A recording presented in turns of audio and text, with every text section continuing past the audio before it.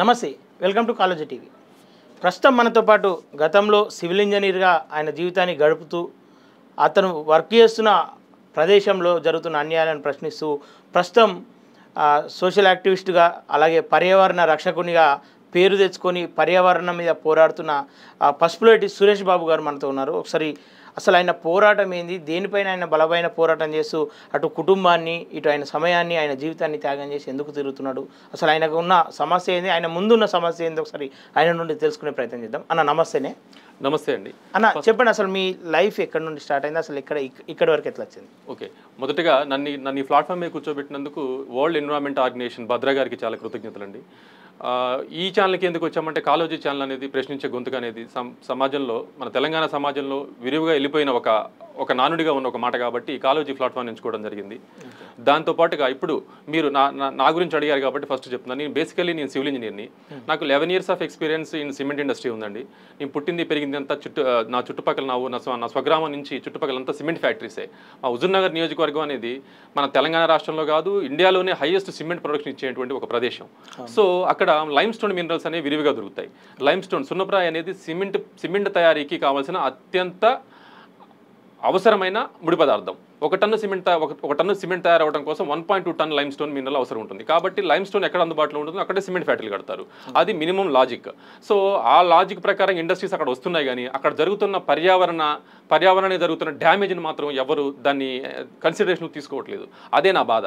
ఆ బాధ అంతా ఏంటంటే నేను పనిచేసిన డెక్కన్ సిమెంట్ ఫ్యాక్టరీలో నేను గ్రహించినటువంటి విషయాల్ని క్వశ్చన్ చేయాలని ఒకే ఒక ఉద్దేశంతో ఆ ఫ్యాక్టరీ నుంచి జాబ్ రిజైన్ చేసి విత్ గుడ్ కండక్ట్ అదే ఫ్యాక్టరీ నుంచి బయటికి రావడం జరిగింది. ఆ ఫ్యాక్టరీ మీదే పోరాటం ప్రస్తుతం కొనసాగిస్తూ ఉన్నాను. ఓకే, అంటే మీ పోరాటం ఆ ఫ్యాక్టరీలో తప్పిదాలు జరుగుతున్నాయన్నా లేకపోతే ఇంకేదైనా దానివల్ల సమస్య ఉందని చెప్పేసా?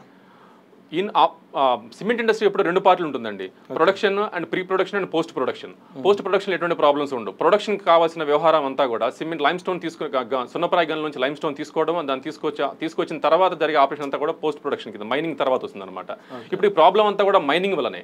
మైనింగ్ చేస్తూ ఉన్న ఈ డెక్కన్ సిమెంట్ ఫ్యాక్టరీ అనేది 3 పక్కల రిజర్వ్ ఫారెస్ట్ ల్యాండ్తో కప్పివేయబడి ఉంది. సో వాళ్ళకి కావాల్సిన క్యాప్టివ్ లైమ్ స్టోన్ మినరల్స్ అన్ని కూడా ఆ రిజర్వ్ ఫారెస్ట్ నుంచి తీసుకుంటున్నారు. ఆ రిజర్వ్ ఫారెస్ట్ ల్యాండ్లో తీసుకుంటూ ఫారెస్ట్ క్లియరెన్స్ అయితే తీసుకుంటున్నారు, కానీ బట్ ఫారెస్ట్ యాక్ట్ మాత్రం వాళ్ళు కంప్లై అవ్వట్లేదు. ఫారెస్ట్ క్లియరెన్స్ తీసుకునేటప్పుడే ఫారెస్ట్ కన్జర్వేషన్ యాక్ట్ని ఎలా అప్లికేబుల్ చేయాలి ఈ పర్టికులర్ మైన్కి అనేది భారత ప్రభుత్వం సెంట్రల్ గవర్నమెంట్ దానికి ఒక నిర్దిష్టమైన ప్రణాళిక ప్రకారంగా కండిషన్లు ఇంపోజ్ చేయడం జరుగుతుంది. బట్ ఆ కండిషన్లు ఏవి కూడా ఈ డెక్కన్ సిమెంట్స్ అనేది ఫాలో అవ్వట్లేదు. ఏంటంటే కనీసం సమానమైన వేరే చోట అంటే డెక్కన్ సిమెంట్ ఫ్యాక్టరీకి అది ఏ పర్పస్ కోసమైనా సరే ఫారెస్ట్ ల్యాండ్ తీసుకున్నప్పుడు దానికి సమానమైన కాంపెన్సేటరీ ఫారెస్ట్ ల్యాండ్ ఇంకో చోట ఇవ్వాల్సి ఉంటుంది. అటువంటి స్కీమ్ని డెక్కన్ సిమెంట్ లిమిటెడ్ 1998 నుంచి ఇప్పటివరకు ఇవ్వకుండా ఫారెస్ట్ డిపార్ట్మెంట్ అయితేనేంటి, అధికారులు అయితేనేంటి అందరినీ మాయ చేస్తూనే ఉంది. ఈ విషయంలో NGT నేషనల్ గ్రీన్ ట్రిబ్యునల్ కూడా ఈ విషయం మీద ఆఫీసర్లని యాక్షన్ తీసుకోమని చెప్పడం జరిగింది. అయినా సరే ఇంతవరకు వాళ్ళు యాక్షన్ తీసుకోలేదు. అలా చేసిన మైనింగ్ అంతా కూడా 4 కోట్ల పైన 4,30 లక్షల టన్నుల పైన సున్నప్రాయన వాళ్ళు తవ్వడం జరిగింది. అదంతా కూడా ఇల్లీగల్ కింద కన్సిడర్ చేయబడుద్ది. దానికి దేశ అత్యున్నత న్యాయస్థానమైన సుప్రీంకోర్టు గైడ్లైన్స్ ఉన్నాయి. భారతదేశానికి సంబంధించిన minister of environment forest climate change guidelines ఉన్నాయి, గెజిట్స్ ఉన్నాయి. వీటన్నిటి ప్రకారంగా డెక్కన్ సిమెంట్స్ లిమిటెడ్ అనేది మినిమం 3,000 కోట్ల వరకు రాష్ట్ర ప్రభుత్వానికి ఫైన్ రూపంలో చెల్లించాల్సిన అవసరం ఉంది. ఇది నా పోరాటం. దీంతో పాటుగా డెక్కన్ సిమెంట్స్ లిమిటెడ్ అనేది ఫారెస్ట్ ల్యాండ్ని ఎంక్రోచ్ చేసి వాళ్ళు ప్లాంట్ కూడా కట్టడం జరిగింది. వాళ్ళకి డెక్కన్ సిమెంట్స్ లిమిటెడ్కి అలాట్ చేసిన ఫారెస్ట్ ల్యాండ్స్ అన్ని కూడా మైన్ కోసం అలాట్ చేయబడ్డాయి. ఎక్కడా కూడా ఫారెస్ట్ ల్యాండ్ని వాళ్ళకి కన్స్ట్రక్షన్ కోసం కానీ వేరే యాక్టివిటీస్ కోసం అలాట్ చేయబడలేదు. కానీ వీళ్ళు ఇల్లీగల్గా రిజర్వ్ ఫారెస్ట్ ల్యాండ్ని ఎంక్రోచ్ చేశారు. 33 hectares ఎంక్రోచ్ చేసినట్టుగా ఫారెస్ట్ డిపార్ట్మెంట్ ఫ్లయింగ్ స్క్వాడ్ డిపార్ట్మెంటే సర్టిఫై చేసింది. కానీ అప్పటి district forest officer Mukund Reddy అనే ఒక ఆఫీసరు డెక్కన్ సిమెంట్ ఫ్యాక్టరీతో కొల్యూడయ్యి 8.02 hectaresగా దాన్ని తగ్గించేసి దాని పరిధిని తగ్గించడం జరిగింది. ఎనీవేస్ అది కూడా ఆ 8.02 hectaresని కూడా డెక్కన్ సిమెంట్స్ లిమిటెడ్ విధిగా వెకేట్ చేయాల్సిన అవసరం ఉంది. ఎందుకంటే ఫారెస్ట్ కన్జర్వేషన్ యాక్ట్ అనేది 1980లో రావడం జరిగింది. 1980 తర్వాత జరిగిన ఎటువంటి ఎంక్రోచ్మెంట్ను కూడా రెగ్యులరైజ్ చేయకుండా ఎవిక్ట్ చేయాలని చెప్పేసి సుప్రీంకోర్టు కానివ్వండి, మినిస్టర్ ఆఫ్ ఎన్విరాన్మెంట్ కానివ్వండి, ఇన్ ద హౌస్ ఆఫ్ పార్లమెంట్లో కూడా సంబంధిత మినిస్టర్ గారు ఎప్పుడో గైడ్లైన్స్ ఇవ్వడం జరిగింది. వీటన్నిటిని తుంగలో తొక్కి ఈ అప్పటి తెలంగాణ రాష్ట్ర principal chief conservator forest R Shobha garu తప్పుడు ధృవపత్రాలు, తప్పుడు రికమెండేషన్ తోటి వాళ్ళకి రెగ్యులేషన్కి సహాయం చేయడం జరిగింది. ఇవన్నీ కూడా ఇన్కాంపిటెంట్, ఎక్కడ కూడా కోర్టు నిలబడవు. కానీ వీటన్నిటిని నేను నేషనల్ గ్రీన్ ట్రిబ్యునల్లో అప్పీల్ చేస్తున్నాను. అది నడుస్తూ ఉంది, కోర్టులో ఫైనల్ హీరింగ్కి వచ్చింది అది. బట్ ఆ హీరింగ్కి వచ్చినా కూడా ఆఫీసర్లు ఇప్పటికీ వాళ్ళు సబ్మిట్ చేసిన కౌంటర్లోనే వాళ్ళు చేసిన తప్పులన్నీ అడ్మిట్ అవుతున్నారు, కానీ యాక్షన్ తీసుకోవట్లేదు. ఇదే పెద్ద సమస్యగా మారింది. ఓకేనా, ఈ పోరాటం అంటే దీనిపైన పోరాటం ఎప్పటి నుండి స్టార్ట్ చేశారన్నా? 2016 నుంచి స్టార్ట్ చేసామండి. 2016లో పోరాటం స్టార్ట్ చేసేటప్పుడు నేను ఫ్యాక్టరీలో ఉద్యోగం ఆల్రెడీ జాబ్ చేస్తూనే ఉన్నాను. నాకంటే ముందు ఒక వ్యక్తి స్టార్ట్ చేశారు, దాంతో నేను జాయిన్ అయ్యాను. తర్వాత ఎన్జిటి ఫస్ట్ కేసు తాలూకు అవుట్కమ్ ఆఫ్ ది జడ్జ్మెంట్ వచ్చిన తర్వాత నేను పర్సనల్గా ఈ కేసుని హ్యాండ్ ఓవర్ చేసుకోవడం జరిగింది. నా పేరు మీదనే ఎన్జిటిలో కేసు వేయడం జరిగింది. సో అది ప్రెజెంట్ కేసు వచ్చేసి ఫైనల్ హియరింగ్ జూలై 2వ తారీఖున ఫైనల్ హియరింగ్ ఉంది. ఈ విషయం తాలూకా వ్యవహారం అంతా కూడా గత ప్రభుత్వానికి, తెలంగాణ రాష్ట్ర ప్రభుత్వానికి, అప్పటి గవర్నమెంట్ కేసీఆర్ గారికి, కేటీఆర్ గారికి, అందరికీ అన్ని రకాల ఆఫీసర్లకి పర్సనల్గా వెళ్ళి రిప్రజెంటేషన్ కూడా ఇవ్వడం జరిగింది. బట్ ఎవ్వరూ కూడా దీని మీద ఆ ఇండస్ట్రీతో నీకెందుకు, దాంతో నీకెందుకు అని అంటున్నారే కానీ ఎవ్వరు కూడా జరుగుతున్న అన్యాయాన్ని ఎదిరిస్తున్నందుకు నన్ను అప్రిషియేట్ చేయకపోగా నాకు తిరిగి వార్నింగ్లు ఇవ్వడం జరిగింది. ఇది చాలా అన్యాయం అనేది నా బాధ. ఓకేనా, అంత పెద్ద వ్యవస్థతో ఫైట్ చేయడం అనేది రిస్క్తో కూడిన విషయమే. వాళ్ళు ఎప్పుడైనా పిలుచుకొని మరి మీకు ఏమైనా కాంప్రమైజ్గా మాట్లాడడం కానీ, ఈ పోరాటం ఎంత ఎందుకు నిన్ను సెటిల్ చేస్తామని చెప్పేసి ఏమైనా మాట్లాడిరా? ఇంతవరకు అటువంటిది ఏం జరగలేదండి. ఇన్ని చెప్తున్నా నేను డెక్కన్ సిమెంట్ మీద కావాలంటే నింద వేయొచ్చు, కానీ నన్ను డెక్కన్ సిమెంట్ వల్ల నన్ను ఎప్పుడు బెదిరించడం కానీ అటువంటి వరకు ఇప్పటివరకు చేయలేదు. నన్ను కాంప్రమైజ్ కూడా పిలవలేదు. ఎటువంటి పనులు నాకు నా దాకా రాలేదు. ఏమన్నా రూమర్స్ వస్తే వచ్చి ఉండొచ్చు కానీ ఇట్ మే బీ, బట్ నా వరకు ఏమీ రాలేదు. బట్ ఇప్పుడు మాత్రం ఇప్పుడున్న పరిస్థితులు చూస్తుంటే నాకు అక్కడ జరుగుతున్న పరిస్థితులు, కొన్ని పరిణామాలు చూస్తుంటే నాకు కొంచెం భయంగానే ఉంది. ఎందుకంటే రీసెంట్గానే ఒక 10 రోజుల క్రితమే ఎస్టీ వాళ్ళ సొంత ల్యాండ్ సంబంధించి డెక్కన్ సిమెంట్ లిమిటెడ్ వాళ్ళు ఆక్రమించుకున్నారని చెప్పేసి వాళ్ళు కోర్టు ఆర్డర్ తోటి ఫీల్డ్కి వెళ్తే కూడా వాళ్ళు కొట్టించి పోలీస్ స్టేషన్లో పెట్టడం జరిగిందనమాట.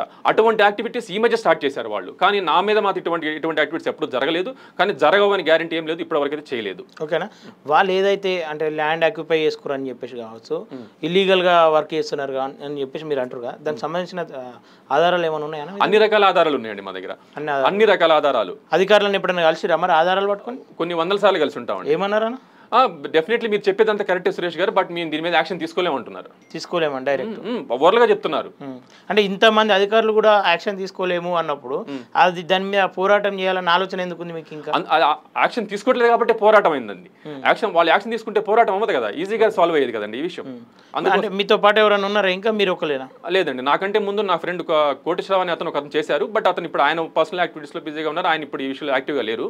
బట్ ఇప్పుడు నేను ఒక్కడిని ఈ విషయం మీద పోరాడుతున్నాను. కాకపోతే అక్కడ లోకల్లో చాలా మంది రైతులు, చిన్న స్థాయి రైతులు చాలా మంది కంపెనీ మీద పోరాటం చేయడానికి సిద్ధంగా ఉన్నారు. వాళ్ళ పొలాలు కోల్పోయి కంపెనీ మీద వాళ్ళ స్థాయికి మించి పోరాటానికి వాళ్ళు సిద్ధంగా ఉన్నారు. పొలాలు కోల్పోయారంటే దాదాపు ఎన్ని ఎకరాలు ఉండొచ్చు అక్కడ? దగ్గర 150 ఎకరాల రైతుల నుంచి వీళ్ళు దొంగ పత్రాలు పుట్టించి దొంగతనంగా వీళ్ళు రిజిస్ట్రేషన్ చేయించుకున్నారు.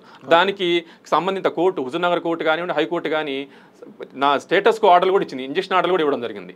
అయినా సరే దాన్ని ఫీల్డ్లోకి పోనీయకుండా అక్కడ ఉన్న ఆఫీసర్లు అడ్డుకుంటున్నారు అనమాట. ఈవెన్ పోలీస్ డిపార్ట్మెంట్ డెక్కన్ సిమెంట్కి సపోర్ట్ చేస్తుంది, రెవెన్యూ డిపార్ట్మెంట్ వాళ్ళకి సపోర్ట్ చేస్తుంది, ఫారెస్ట్ డిపార్ట్మెంట్ వాళ్ళకి సపోర్ట్ చేస్తుంది, పొల్యూషన్ కంట్రోల్ బోర్డు వాళ్ళకి సపోర్ట్ చేస్తుంది.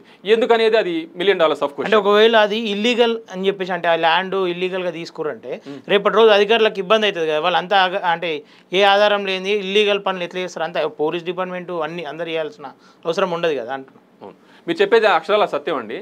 1986లో డెక్కన్ సిమెంట్ స్థాపించబడింది. 2016లో వాళ్ళు చేసిన తప్పులు బయట తీయడం జరిగింది. అంటే 30 సంవత్సరాల వరకు వాళ్ళు చేసిన తప్పుని ఎవడో క్వశ్చన్ చేయలేదు. ఎవడొస్తాడు, ఎవడు క్వశ్చన్ చేస్తాడు అనేది వాళ్ళ ధైర్యం, వాళ్ళ ధీమా. ఒకవేళ వస్తే వాళ్ళు 300 టన్నుల కెపాసిటీతో స్టార్ట్ అయిన ఒక సిమెంట్ ఫ్యాక్టరీ ఇవాళ 6000 టన్నులకి వాళ్ళ ప్రొడక్షన్ ఎన్హాన్స్మెంట్ చేసింది.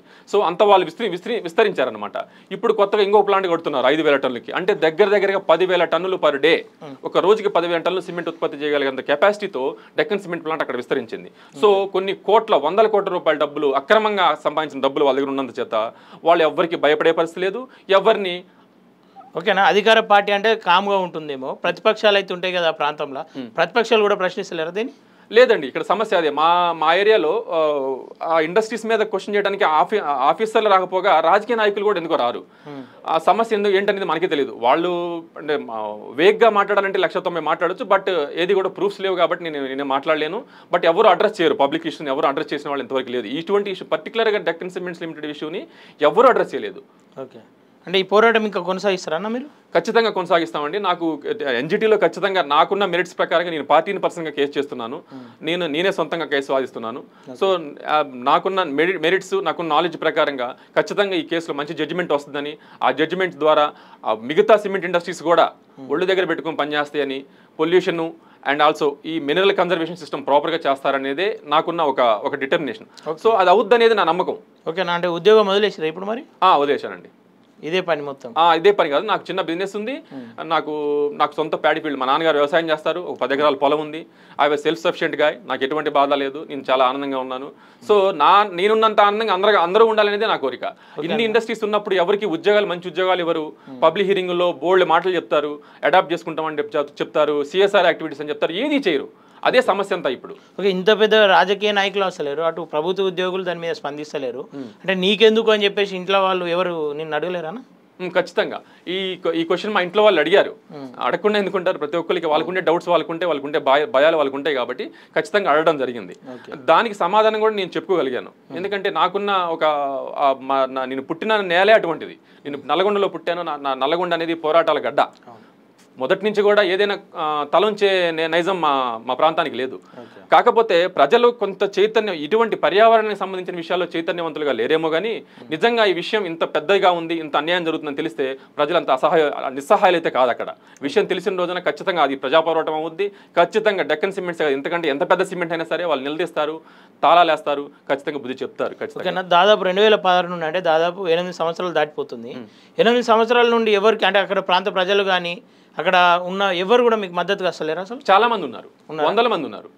మనం ఫీల్డ్కి పోతే ఆ విషయం మీకు అర్థమవుతుంది. ఎందుకంటే మనం కార్పొరేట్ ఆఫీసులో కూర్చొని ఉన్నాం కాబట్టి మన దగ్గర ఇక్కడికి రాబోవచ్చు.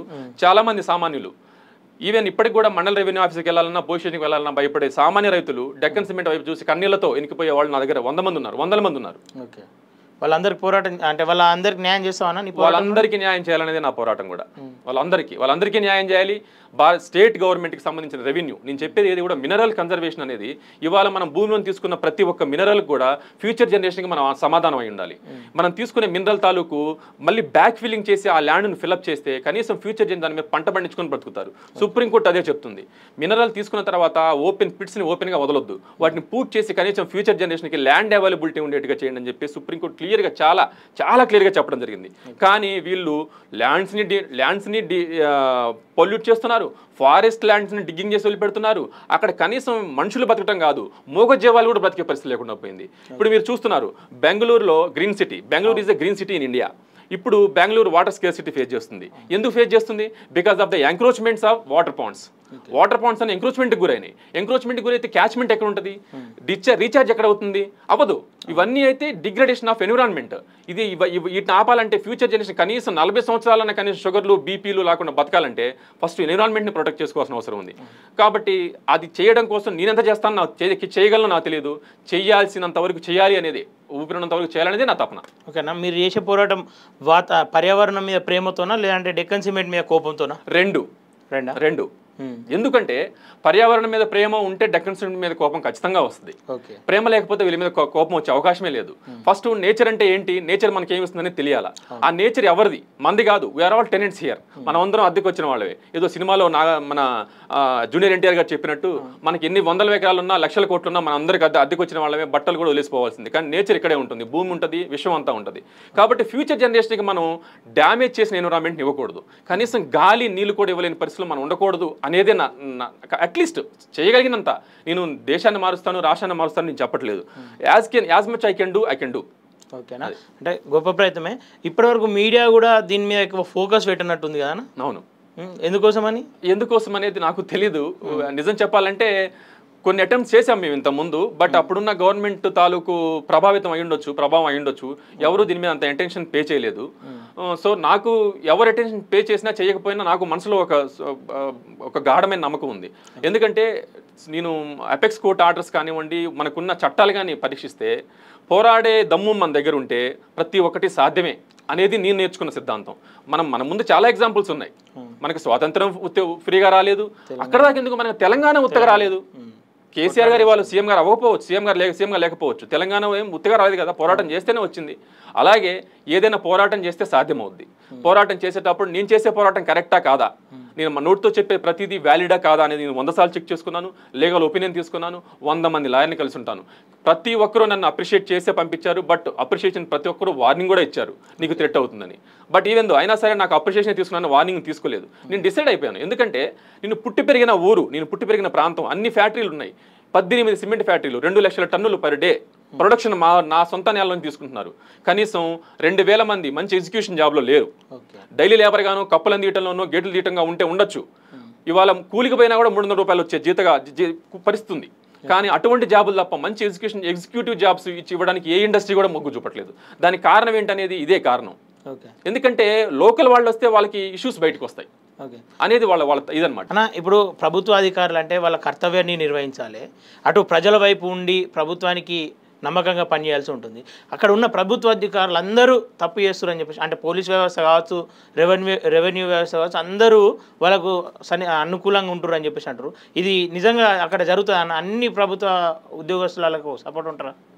మీరు చెప్పింది అక్షరాల నిజమేనండి. అందరు ఆఫీసర్లు తప్పు చేస్తారు, అందరు ప్రభుత్వ అధికారులు తప్పుడు అని చెప్పేసి చెప్పడం అనేది చాలా దుర్మార్గమైన వ్యవహారం. నేను అందరూ అనలేదు, కొన్ని డిపార్ట్మెంట్స్ ఏదైతే ఈ ఇష్యూకి రిలేటెడ్గా ఉన్నాయో, ఎందుకంటే డెక్కన్ సిమెంట్స్ లిమిటెడ్ అనేది చాలా డబ్బు రూపంలో చాలా పెద్ద మేనేజ్మెంట్ చేయగలిగిన ఫ్యాక్టరీ. సో వాళ్ళు పొలిటికల్గా అయినా డబ్బు రూపం ఫైనాన్షియల్గా అయినా చాలా ఇన్ఫ్లుయెన్స్ చేయగలిగే వ్యక్తులు. సో అందుకోసం హెల్ప్ చేస్తున్నారు. కానీ నేను వేరే వాళ్ళకి పర్సనల్ ఏదో మోటివ్ ఉంటుంది అనుకోవట్లేదు. ఇక్కడ ఇంకో చిత్రం ఏంటంటే, దేశంలో అయినా రాష్ట్రంలో అయినా చట్టాలు అడవుల కోసం, పర్యావరణం కోసం, మినరల్ కన్జర్వేషన్, గనులని పరిరక్షించే విషయంలో చట్టాలు చాలా గొప్పగా చేయబడి ఉన్నాయి. ఆ గొప్పగా చేయబడిన చట్టాలని అమలు చేయడానికి మనకి ఎపెక్స్ కోడ్ చాలా కఠినంగా ఉంది. కొన్ని వేల కోట్ల రూపాయలు ఫైన్లు క్యాప్టివ్ మైన్స్ మిస్ ఆపరేషన్ చేసినందుకు ఫైన్లు ఇంపోజ్ చేసిన వ్యవహారాలు మన దగ్గర చాలా ల్యాండ్ మార్క్ జడ్జ్మెంట్స్ ఉన్నాయి. వాటిని ఇంప్లిమెంట్ చేసిన ఆఫీసర్లు కంచే చేను వేసినట్టుగా వాళ్ళు ఇచ్చే చిన్న ఫ్రూట్స్కి సోల్డ్ అవుట్ అయిపోయి వాళ్ళకి హెల్ప్ చేస్తున్నారు అనేది మాత్రం పక్కా నిజం. ఎందుకంటే కంటి ముందు కనిపిస్తుంది, అక్కడ వాళ్ళు ఎంక్రోచ్మెంట్ చేశారని కనిపిస్తుంది, ఎంక్రోచ్మెంట్ తప్పనేది తెలుస్తుంది, ఎంక్రోచ్మెంట్ని ఎవిక్ట్ చేయాలనేది తెలుస్తుంది. ఎందుకంటే 10,000 మంది సామాన్య కుటుంబాల కంటే డెక్కన్ సిమెంట్స్ లిమిటెడ్ ఏమి చట్టానికంటే అతీతమైంది ఏంది కాదు. కాబట్టి ఆ విచక్షణ కూడా కోల్పోయి అడవి అధికారులు వ్యవహరిస్తున్నారు. పర్టికులర్గా ఇందులో తెలంగాణ స్టేట్ ఫారెస్ట్ డిపార్ట్మెంటు మాత్రమే పెద్ద కల్ప్రిట్స్. వాళ్ళని సపోర్ట్ చేసుకోవడం కోసంగా రెవెన్యూ వాళ్ళు బ్యాకప్ ఇస్తారే కానీ ఇందులో రెవెన్యూ వాళ్ళ రోల్ చాలా తక్కువ, మైనింగ్ వాళ్ళ రోల్ కూడా చాలా తక్కువ. ఫారెస్ట్ డిపార్ట్మెంట్ మాత్రమే ఇందులో పెద్ద కల్ప్రిట్ అనమాట. ఓకే, అంటే దాదాపు ఆ ప్రాంతంలో ఎంత ల్యాండ్ మిస్ అయిందంటారా? అంటే వాళ్ళ ఓన్లీ డెక్కన్ సిమెంట్ వల్ల మాత్రమే మైనింగ్ ఆపరేషన్స్ తోటి 800 ఎకరాలు వాళ్ళు మైనింగ్ ఆపరేషన్ ద్వారా పిట్టుగా, అంటే ఒక 45 నుంచి 50 మీటర్లు, అంటే 45 మీటర్లు అంటే మీరు ఒకసారి ఊహించుకోండి, ఒక్కొక్క మీటర్ 3.3 అడుగులు, అంటే సుమారుగా 150 అడుగుల రూపాయల 150 అడుగుల లోతు గొయ్యలు దువ్వేసి వాళ్ళు 300 ఎకరాలలో 700 ఎకరాల్లో వదిలిపెట్టారంటే మీరు ఒక్కసారి ఊహించుకోండి అది ఎంత ప్రమాదకరం, ఫ్యూచర్ జనరేషన్కి ఎంత ప్రమాదం మీరు ఆలోచించండి. కనీసం పశువులు పోలేవు, ఏమీ పోలేదు. అది కాక దానిలో కంటామినేట్ అయ్యే వాటర్ ఫ్యూచర్లో మళ్ళీ పాయిజనేట్ అవుతుంది. కనీసం దాన్ని వాళ్ళు యూటిలైజ్ చేసుకున్నా పర్లేదు, ఎవరికి దానికి పనికి రాకుండా చేయడం అనేది చాలా దుర్మార్గమైన ఆలోచన. అది దానికి కస్టోడియల్గా ఉండాల్సిన స్టేట్ ఫారెస్ట్ డిపార్ట్మెంటే వాళ్ళకి తొత్తులుగా వ్యవహరిస్తుంది అనేది మాత్రం అక్షర సత్యం ఇది. ఓకే, అంటే దాదాపు ఒక గుంట భూమి పోతేనే ఇవాళ రోడ్లు ఎక్కుతారు, 800 ఎకరాలు అంటారు దాదాపుగా. ఇంత సాధ్యమవుతుంది అన్న ప్రాంతంలో? అదే ఇక్కడ సమస్య. ఒక రైతు ఇక్కడ సమస్య ఎలా ఉందంటే సార్, ఒక రైతు తనకి 10 ఎకరాల ల్యాండ్ ఉండి పొరపాటున గట్టు దున్ని రైతు ఎప్పుడు కూడా 10 క్వింటాలు పొలం 10 క్వింటాలు పంట పండితే ఒక 10 కేజీలు పనిచేసేవాడికి దానంగా ఇస్తాడు. రైతు మెంటాలిటీ అలా ఉంటుంది. అటువంటి రైతు పొరపాటున అడవిలోకి పోతేనే తప్పు అని చెప్పే అటవీ అధికారులు ఇంత పెద్ద అక్రమం జరుగుతున్నా కూడా డెక్కన్ సిమెంట్ లిమిటెడ్కి సపోర్ట్ చేస్తూ వాళ్ళ గెస్ట్ హౌస్లోనే భోజనాలు చేస్తారు, వాళ్ళ గెస్ట్ హౌస్లోనే వాళ్ళు ఎంజాయ్ చేస్తారు, వాళ్ళ గెస్ట్ హౌస్లోనే వాళ్ళకి అన్ని సకల రాజమర్యాదలు జరుగుతూ ఉంటాయి. దీన్ని బట్టి మనం అర్థం చేసుకోవచ్చు కదా, డెక్కన్ సిమెంట్స్ లిమిటెడ్ అనేది ఒక ప్రైవేట్ కంపెనీ, అందులో వీళ్ళకి ఏంటి? ప్రభుత్వ అధికారులకి డెక్కన్ సిమెంట్ కంపెనీ గెస్ట్ హౌస్లో ఏంటి పని? బీట్ ఆఫీసర్లు అక్కడే ఉంటారు, రేంజ్ ఆఫీసర్లు అక్కడే ఉంటారు, డిస్ట్రిక్ట్ ఫారెస్ట్ ఆఫీసర్ అక్కడే ఉంటారు. ఎవరు వచ్చినా అక్కడ హాస్పిటాలిటీ సూపర్గా ఎంజాయ్ చేస్తారు. ఎందుకు? అదే కదా పెద్ద సమస్య. వాళ్ళ కంటికి కనిపించట్లేదా? కనిపిస్తుంది కాబట్టి వాళ్ళ ఫ్రూట్స్ ఎంజాయ్ చేస్తున్నారు. వాళ్ళు చేసే వైలేషన్స్ని వీళ్ళు ఫ్రూట్ఫుల్గా ఎంజాయ్ చేస్తున్నారు. అదే అక్కడ సమస్య. ఓకేనా, ఈ పోరాటం అనేది అంటే ఖర్చుతో కూడుకున్నది. మీరు ఎక్కడికి వెళ్ళాలన్నా ఏం చేయాలన్నా చెప్పేసి మీకు ఆర్థికంగా ఎవరన్నా సాయం చేస్తారా దీని మీద పోరాటం కొంచెం? లేదండి, ఆర్థికంగా నిజం చెప్పాలంటే నాకు దీని మీద పెద్దగా ఖర్చు అయింది కూడా లక్షలు కోట్లు ఏం ఖర్చు అవ్వలేదు. ఎందుకంటే నాకు డాక్యుమెంట్స్ అన్ని కూడా నాకున్న అవేర్నెస్ తోటి నేను నేను డాక్యుమెంట్ తీసుకోగలుగుతాను. ఇప్పుడు ప్రపంచం అంతా కూడా గ్రోప్ అవుతుంది కదా, అంతా ఇంటర్నెట్లో అన్ని దొరుకుతున్నాయి. మనకు కావాల్సిన మినిమం అవేర్నెస్, మినిమం నాలెడ్జ్ ఉండాలి. ఆ యాక్సెస్ ఎన్విరాన్మెంట్ ప్రొటెక్షన్ యాక్ట్ అయినా, ఫారెస్ట్ కన్జర్వేషన్ యాక్ట్ అయినా, మినరల్ కన్జర్వేషన్ యాక్ట్ అయినా, వీటి మీద మినిమం నాలెడ్జ్ ఉండాలి. ఆ నాలెడ్జ్ ఉండి ఆ వెబ్సైట్ సంబంధించిన మినిమం నాలెడ్జ్ ఉంటే మాత్రం ఏ డాక్యుమెంట్ అయినా మనం ఇంట్లో కూర్చొని తీసుకోగలుగుతాం. బట్ అది వ్యాలిడా కాదనేది మాత్రం ప్రాపర్ డిపార్ట్మెంట్ నుంచి రైట్ టు ఇన్ఫర్మేషన్ కింద కలెక్ట్ చేసుకున్నాము. 10 రూపాయలు. అది కూడా మనకు దేశం ద్వారా మనకు భారతదేశం ఇచ్చిన మనకు హక్కు కదా అది. ఆ హక్కు ద్వారానే సంపాదించుకున్నాను. నేను దీనిలో లక్షల కోట్లు ఖర్చు పెట్టింది లేదు. ఒక్కటి నేను చేసిందల్లా కూడా నా లైఫ్ కెరీర్ని పక్కన పెట్టి నేను చేస్తున్నాను, కానీ నాకు ఇందులో పెద్దగా లక్షల కోట్లు ఖర్చు అయింది కూడా ఏం లేదు. ఓకే. ఈ 8 కాలాల పాటుగా మీరు చేసిన పోరాటానికి దక్కని లాభము ఇప్పుడు దక్కుతుంది అనుకుంటున్నారా? మరి ఖచ్చితంగా దక్కుతుందనే నా అభిప్రాయం. ఎందుకు అంటే నా మీద నాకున్న నమ్మకం, ఆ నమ్మకం నా మీద కాదు, అసలు నేచర్ మీద నాకు నమ్మకం. ఇప్పుడు ఎందుకంటే ఢిల్లీలో principal bench, national green tribunal principal bench ఉంటుంది. ఢిల్లీ అవుట్స్కర్ట్స్లో 10,000 కుటుంబాలని ప్రిన్సిపల్ బెంచ్ ఎంక్రోచ్మెంట్ చేశారని ఒక కారణం చేత ఎవిక్ట్ చేసింది. ఎవిక్ట్ చేస్తే వాళ్ళు ఢిల్లీ హైకోర్టులో అప్పీల్ చేసుకుంటే కండోనేషన్ బేస్ కూడా వాళ్ళు యాక్సెప్ట్ చేయలేదు కోర్టు.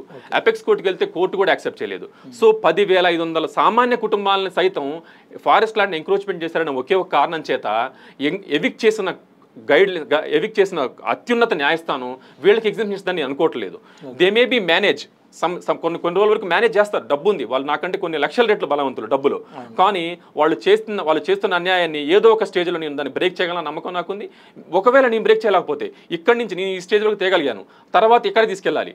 విజిలెన్స్ ఎన్ఫోర్స్మెంట్ ఉంది, సిబిఐ ఉంది, ఎన్ఫోర్స్మెంట్ డైరెక్టరేట్ ఉంది, సెంట్రల్ ఎంపవర్మెంట్ కమిటీ ఉంది. ఇన్ని కమిటీలకు ఎక్కడో చోట న్యాయం జరుగుతుందని నమ్మకం నాకుంది. బికాజ్ వీఆర్ మన కాన్స్టిట్యూషన్లో ఉన్న బ్యూటీ అదే కదండి, మనం పోరాడగలిగితే ఏదైనా సాధిస్తామనే నమ్మకం నాకుంది. ఓకేనా? ఇప్పుడు ప్రస్తుతం ఉన్న ప్రభుత్వం దృష్టికి ఈ సమస్యను తీసుకెళ్ళిరానా? ఎస్, అదే ఇప్పుడు చేయబోతున్న ప్రయత్నం కూడా అదేనండి. యాక్చువల్గా పోయిన గవర్నమెంట్ మీద నాకు ఎటువంటి కంప్లైంట్స్ లేవు. ఒక పోరాట వీరుడుగానే కేసీఆర్ గారిని చూసాము. చాలా కళలతో కూడుకున్న తెలంగాణ రాష్ట్రాన్ని సాధించుకున్నాము. తర్వాత ఈ నా ఇష్యూ ఆయన అడ్రస్ చేయలేదని చెప్పేసి ఆయన నేను విమర్శించాలనుకోవట్లేదు. కానీ ఇప్పుడున్న గవర్నమెంట్, ప్రస్తుత గవర్నమెంట్ రేవంత్ రెడ్డి గారు స్వతహాగా ఆయన నేచర్ లవర్. ఎందుకంటే తెలంగాణ రాష్ట్రంలో 111 జీవో మీద ఆయన స్వతహాగా ఎన్జిటి ఇదే నేషనల్ గ్రీన్ ట్రిబ్యునల్ సౌత్ జోన్లో కేసు వేస్తున్నారు. ఆయన ఇదే కాదు, రేవంత్ రెడ్డి గారు చాలా విషయాల మీద నేషనల్ గ్రీన్ ట్రిబ్యునల్ కేసులు వేస్తున్నారు. So it means he have something concern on the environment. Nature మీద ఆయనకు ఒక కన్సర్న్ ఉంది. నేచర్ అంటే ఒక ఐడియా ఉంది. నేచర్ని ఎలా ప్రెడిక్ట్ చేసుకోవాలి, ఎన్విరాన్మెంట్ని ఎలా ప్రెడిక్ట్ చేసుకోవాలి, మినరల్ కన్జర్వేషన్ సిస్టమ్ ఎలా చేయాలనేది ఆయనకు ఐడియా ఉంది. కాబట్టి ఆయన దృష్టికి ఈ విషయం తీసుకెళ్తే ఖచ్చితంగా ఆయన సీరియస్గా యాక్షన్ తీసుకుంటారు. ఇటువంటి వాటిని ఎంటర్టైన్ చేయరనేది దృఢమైన నమ్మకం. కాబట్టి ఈ ప్రయత్నం. ఓకే అన్న, దీనికి సంబంధించిన ఆధారాలన్నీ డాక్యుమెంట్స్ కావచ్చు, పక్కా ఎవిడెన్స్ ఉన్నాయండి మన దగ్గర. అన్ని నేను చెప్పే ప్రతి మాటకి 3 టైప్ ఆఫ్ వ్యాలిడ్ ఎవిడెన్సెస్ ఉంటాయి. Supreme court guidelines, ministry of environment production, ministry of environment and forest climate change, central government సంబంధించిన guidelines and state government guidelines. ఏది కూడా నేను చెప్పే ప్రతిదీ వ్యాలిడ్ పాయింటే. వ్యాలిడ్ కాదు అని నిరూపించిన నేను ఏ శిక్షకైనా నేను రెడీగా ఉన్నా. ఓకేనా? చివరిగా ప్రభుత్వానికి ఏదైనా అర్జీ పెట్టుకోవాలని అంటే మీ నుండి వాళ్ళకి ఏమైనా చెప్పదలుచుకుంటే చెప్పచ్చు అన్న. ఖచ్చితంగా ఈ కాలోజీ ఛానల్ ద్వారా నాకు ఆపర్చునిటీ ఇచ్చినందుకు థ్యాంక్స్ చెప్తూ తెలంగాణ రాష్ట్ర ముఖ్యమంత్రి గారికి ఒక విన్నపం చెప్పాలనుకుంటున్నాను. సార్, రేవంత్ రెడ్డి గారు, మీ పైన చాలా ఆశలు పెట్టుకున్నాము. మీరు చేసే ప్రయత్నాలు, మీరు చేసే పోరాటాలు అన్నీ ఫస్ట్ నుంచి గమనిస్తూ ఉన్నాము. మేము హుజూర్నగర్ కాన్స్టిట్యున్సీ నుంచి మా దగ్గర వేరే నాయకులు ఉన్నప్పటికీ మీ దగ్గర డైరెక్ట్గా రావడానికి చాలా కారణాలు ఉన్నాయి. అవన్నీ మేము ఎవరిని పాయింట్అవుట్ చేయాలనుకోవట్లేదు. మీ దృష్టికి ఈ విషయం తీసుకువస్తే న్యాయం జరుగుతుందనే నమ్మకం మాకుంది. ఎందుకంటే నేచర్ అనేది ప్రీషియస్, నేచర్ అనేది highest precious thing. Environment, mineral conservation system అనేది చాలా పద్ధతిగా జరగాలి, లేకపోతే ఫ్యూచర్ జనరేషన్కి ఇబ్బంది పడతాం. కాబట్టి దయచేసి మీరు దీని మీద యాక్షన్ తీసుకొని ఒక సెంట్రల్ నుంచి మీకు జరిగిన కరస్పాండెన్స్ని బేస్ చేసుకుని స్టేట్లో ఒక విజిలెన్స్ ఎంక్వైరీ కమిషన్ వేసి దీని మీద సమగ్రమైన విచారణ జరిపి డెక్కన్ సిమెంట్ చేస్తున్న అక్రమాల తాలూకా మీరు తీసుకునే యాక్షన్ ఎలా ఉండాలంటే ఫ్యూచర్లో ఏ ఇండస్ట్రీకి ఇటువంటి తప్పు చేయాలంటే భయపడాలి అనే విధంగా ఉండాలని నేను కోరుకుంటున్నాను. ఓకేనా? చూస్తున్నారు కదా సురేష్ బాబు గారి పోరాటం అయితే ఇది. వాస్తవానికి ఇది సురేష్ ఈ అన్న అయితే సొంతంగా తీసుకోవాల్సిన అవసరం లేదు. ఎందుకంటే నేచర్ అనేది అందరికీ సంబంధించింది. సో మనం కూడా ఇలాంటి పోరాటంలో భాగస్వాములు కావాలి. ఈ పోరాటం సురేష్ అన్న ఎక్కడి వరకు వెళ్తే అక్కడి వరకు మద్దతుగా కాలోజీ టీవీ ఉంటుంది, కాలోజీ టీవీ టీం ఉంటుందని చెప్పేసి ఈ ముఖంగా నీకు కూడా మేము తెలియజేస్తున్నామన్నా. అలాగే పర్యావరణాన్ని కాపాడాలన్న మీ ఆలోచనకు ఫస్ట్గా సెల్యూట్ అన్న. ఎందుకంటే ఎవరు సొంత పనులలో బిజీ అయిపోయారు, జీవితాలు వాళ్ళు ఎవరి ప్రయత్నాలు వాళ్ళు చేస్తున్నారు. ఖచ్చితంగా ఈ రాష్ట్ర ప్రభుత్వం అన్న సురేష్ అన్న పోరాటానికి ఒక సమాధానం చూపాలని చెప్పేసి, పర్యావరణాన్ని రక్షించి అక్కడ ఉన్న రైతుల సమస్యలు తీర్చాలని చెప్పేసి కాళోజీ టీవీ తరఫున కూడా మేము వేడుకుంటున్నాము. Thank you everyone. Thank you very much.